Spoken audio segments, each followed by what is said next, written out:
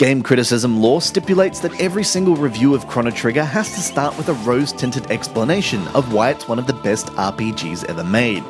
This particular critique is no different. Released towards the end of the Super Nintendo's glowing career, Chrono Trigger is seen by many to be one of the finest titles ever produced by Squaresoft, now Square Enix of course. Until very recently, it was unreleased in the UK, but the launch of the DS and Wii Virtual Console editions rectified that oversight. Now these ports are joined by a version for Apple's iPhone and iPod Touch devices. Sadly, iPad owners aren't invited to the party yet.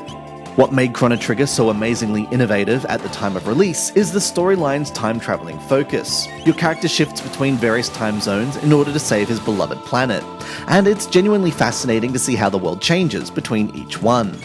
Another massive part of the game's appeal is its presentation.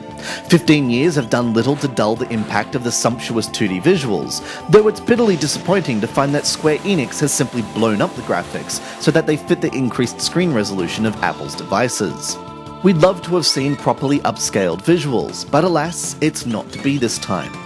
The game's aesthetics aren't entirely untouched, however. The in-game menus and text have been enhanced, which is likely to infuriate purists. Chrono Trigger on the SNES used the now iconic blocky font made famous by the Final Fantasy series, and it's not hard to miss it here. Cue cries of no pleasing some people from disgruntled Square Enix designers. Back in 1995, Chrono Trigger, along with Square's sibling Secret of Mana, broke new ground by moving away from random, turn-based battles to semi-real-time encounters. It was a revolutionary change, but unfortunately the hectic playing style isn't wonderfully suited to the touchscreens of iOS devices. Because reaction and timing are vitally important in order to chain together team attacks and combos, you need precise controls. The SNES original offered that thanks to its legendary joypad, but on iOS we're saddled with indistinct virtual commands, which are difficult to hit in the middle of an intense confrontation. We encountered similar issues with the iOS port of Secret of Mana, but here such interface problems seem especially jarring. It may be an unrealistic dream, but we'd like to see Square Enix retool the game's interface to make it more touchscreen oriented. Why do developers continue to insist in bolting on virtual controls when you could use the screen to select characters, pick items, and target enemies? Despite our ranting and raving, Chrono Trigger remains a solid purchase on iOS.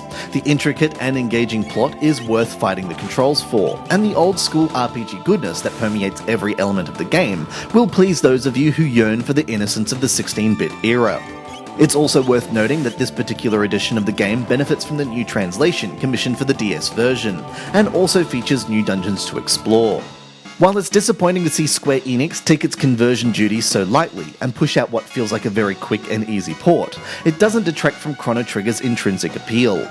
This is a game that was sired when the company was arguably at its absolute peak, and as such remains a glittering example of how to create a truly classic RPG. The content certainly lives up to expectations, even if the manner in which it has been presented doesn't.